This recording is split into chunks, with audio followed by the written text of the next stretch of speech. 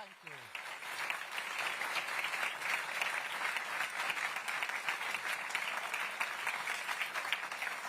Thank you very much. Thank you very much. And thank you, Jade. They were such powerful words. Thank you for that introduction. The election results last week were tough. Very tough. We lost some brilliant Labour representatives. That hurts. And it should hurt. I get it. I feel it. And I take responsibility. But it's not just about taking responsibility for the results. It's about taking responsibility to explain how, as a political and electoral force, we will be better and do better in the months and years ahead. Because we are not just facing dangerous times, but dangerous opponents, very dangerous opponents. This hurts not just because Labour has done badly, but because if we don't get this right, our country will go down a very dark path. So just as I take responsibility for the results, I also take responsibility for delivering the change that we promised, for a stronger and fairer Britain that we must build. I take responsibility for navigating us through a world that is more dangerous than at any time in my life. And I take responsibility for not walking away, not plunging our country into chaos as the Tories did time and again, chaos that did lasting damage to this country. A Labour government would never be forgiven for inflicting that on our country again.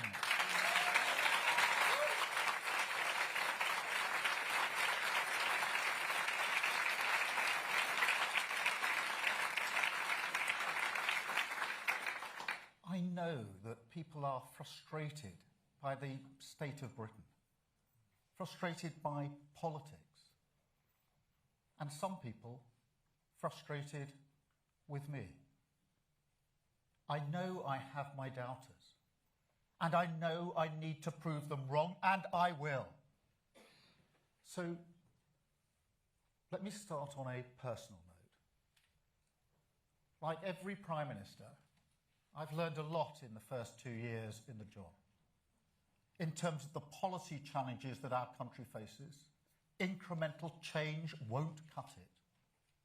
On growth, defence, Europe, energy, we need a bigger response than we anticipated in 2024. Because these are not ordinary times.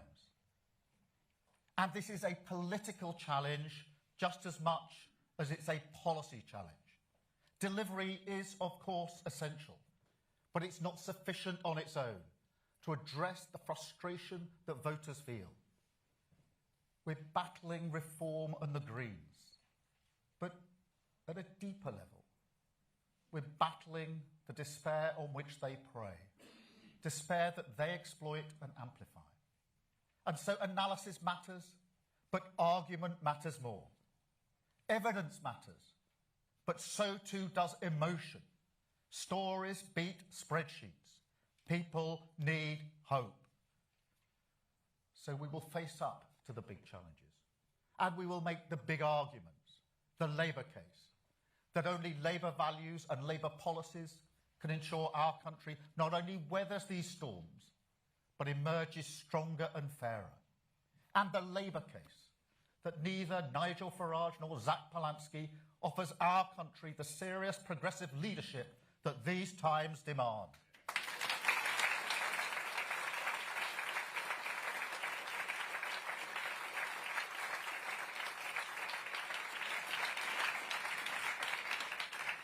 Of course, like every government, we've made mistakes.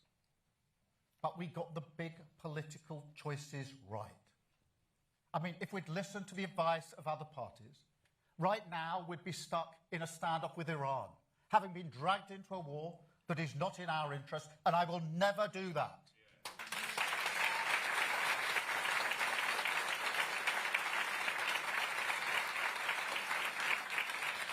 We have invested in our public services, in people, in the pride of Britain's communities. Difficult decisions funded that. But now, NHS waiting lists are coming down. Child poverty is coming down. Immigration is coming down. And we are rebuilding from the ground up. They were the right calls. And most of all, we stabilised the economy. The fundamentals are sound. And that matters because it puts us in a much better place to come out of the conflict in Iran stronger and fairer, and for living standards to improve after 2 decades of stagnation. But that's not enough, clearly. No. For the British people, tired of a status quo that has failed them, change cannot come quickly enough. And truth be told, I'm not sure that they believe that we care. I'm not sure they believe that we see their lives. That's tough to say. When you come from a working class background like me, it's hard to hear that. Because I do know what it's like to struggle and to strive.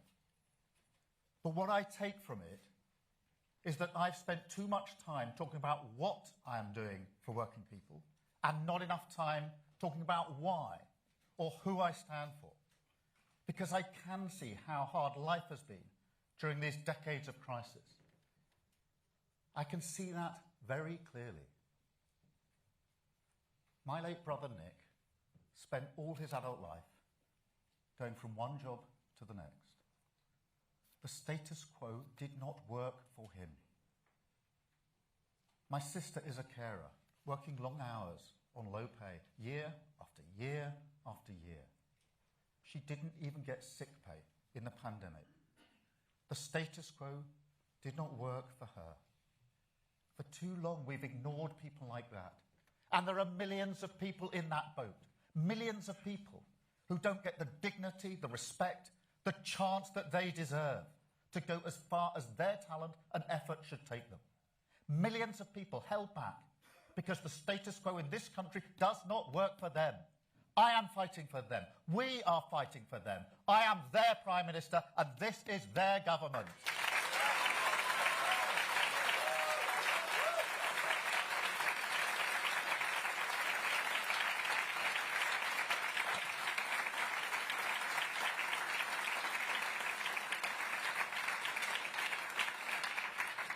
Because I know whose side I'm on. I'm on the side of working people just like my sister. People who work harder and harder, but who worry about the cost of living. They're not asking for the world. They just want to do the best for their kids. They want their town centres, the places they care about, to thrive. Their public services to work. And people in power to see their problems. And right now, they're worried sick. They turn on the TV, they see bombs falling. They go to the petrol station, see prices rising, and they think, how is this happening to us again? They say, how can I be paying the price for a war thousands of miles away that I don't support, that Britain isn't involved in? And it's not a new feeling, is it? For 2 decades, our country has been buffeted by crisis after crisis. The 2008 financial crash, the Tory austerity that followed it, Brexit, COVID, the Ukraine war, on and on it goes. And the response is always the same. A desperate attempt to get back to the status quo, a status quo that failed working people time and again. Our response this time must be different. A complete break. We must make this country stronger. Take control of our economic security, our energy security, our defence security, and we must make this country fairer.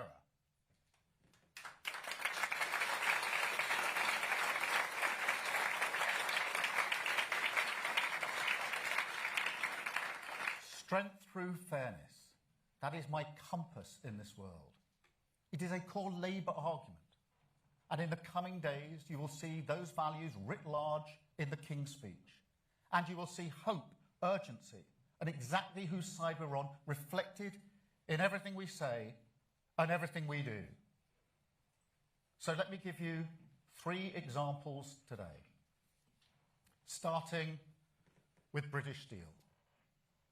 Because what we did in Scunthorpe last year is one of the proudest things we have done in government.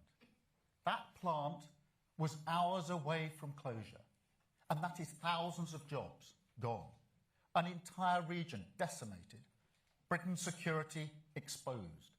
And so we acted. Parliament was in recess, but it didn't matter. As a united Labour Party, we passed emergency legislation and we took control.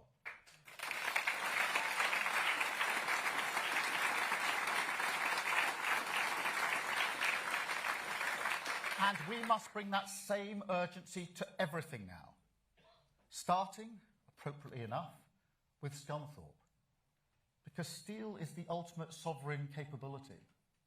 Strong nations in a world like this need to make steel. That's why we're backing steel in Port Talbot and across the UK.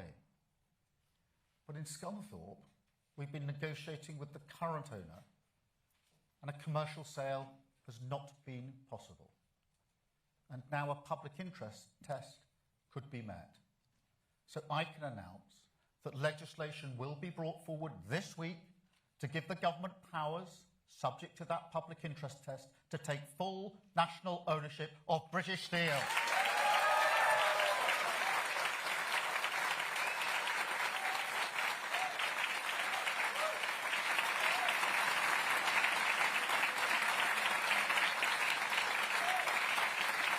Public ownership in the public interest. Urgent government on the side of working people, making Britain stronger with the hope of industrial renewal. That is a Labour choice.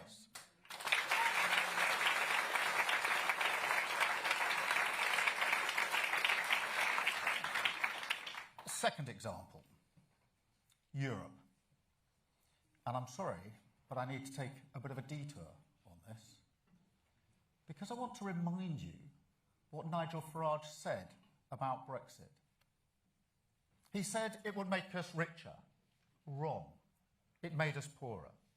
He said it would reduce migration. Wrong. Migration went through the roof. He said it would make us more secure. Wrong again. It made us weaker. He took Britain for a ride, and unlike the Tories, actually, who at least had to face up to it, he just fled the scene. And now he'll talk about almost anything other than the consequences of the one policy he actually delivered. Because he's not just a grifter, he is a chancer.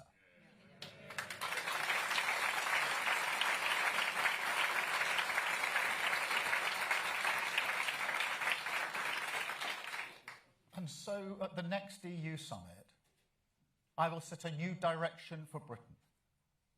The last government was defined by breaking our relationship with Europe.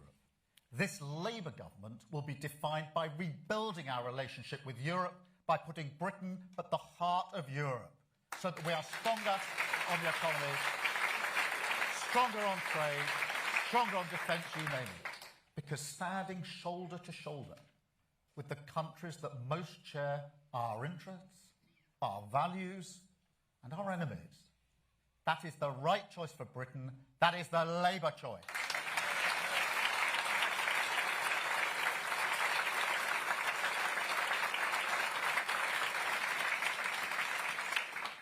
And for our young people, also something more. Because Brexit snatched away their ability to work, to study, and to live easily in Europe. That's why I'm proud we restored the Erasmus scheme. But I want to go further. I want to make a better offer for our young people. Restore that hope, that freedom, that sense of possibility. And so I want an ambitious youth experience scheme to be at the heart of our new arrangement with the EU, so that our young people can work and study and live in Europe, a symbol of a stronger relationship and a fairer future with our closest allies. That is the Labour choice.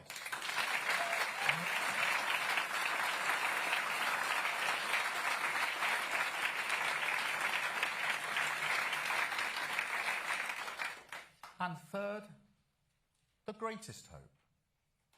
The hope that every parent has of a better future for their children. And I want parents to feel that that is shared by their government. Now, my parent, don't worry, I'm not going there. But they didn't have a lot of money.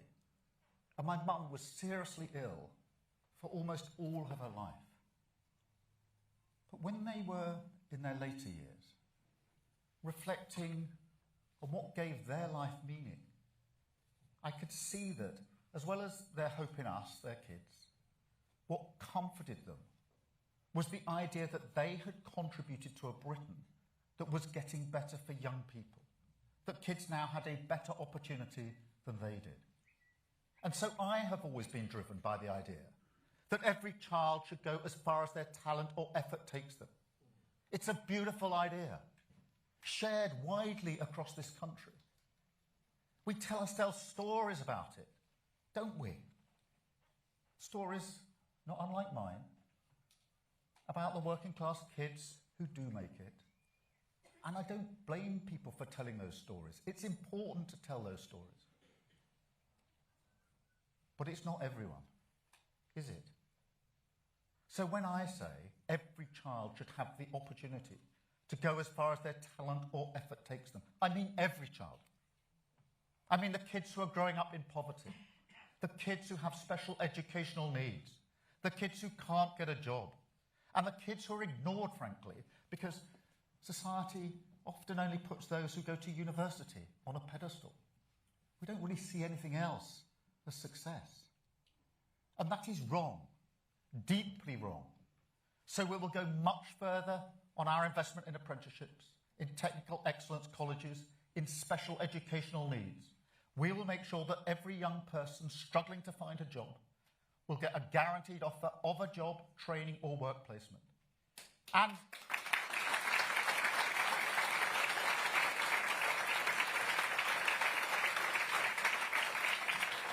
we will go much further with our Pride in Place programme.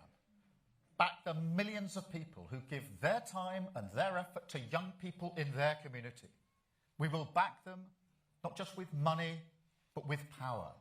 And we will make sure that kids whose talent lies with their hands, kids who go to college, kids ignored by the status quo, because politicians' kids don't go there. They will finally get the respect that they deserve in a stronger, fairer Britain. That is the Labour choice.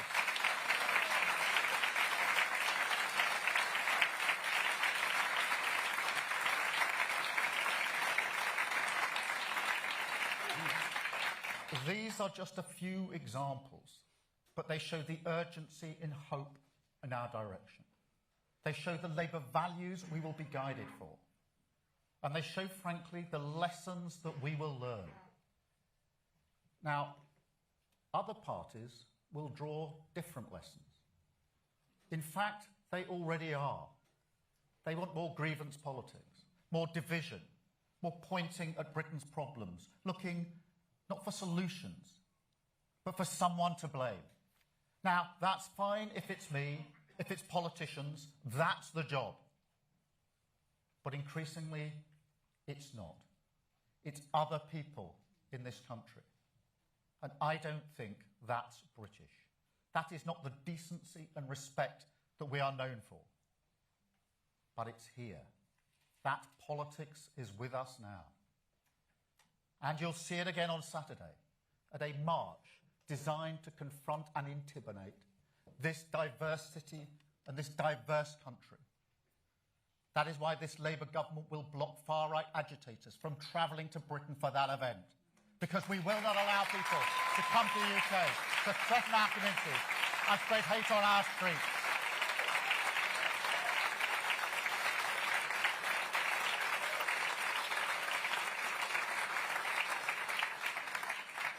This is nothing less than a battle for the soul of our nation.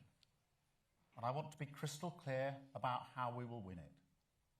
Because we cannot win as a weaker version of Reform or the Greens. We can only win as a stronger version of Labour, a mainstream party of power, not protest.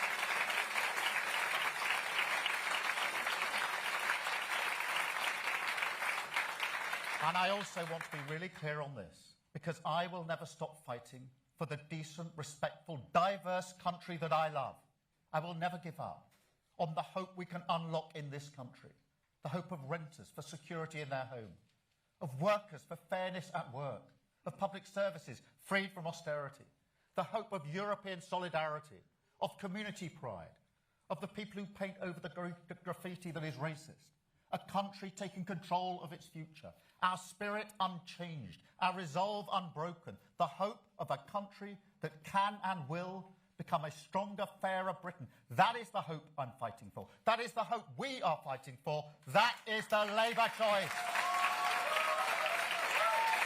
Thank you very much. Thank you.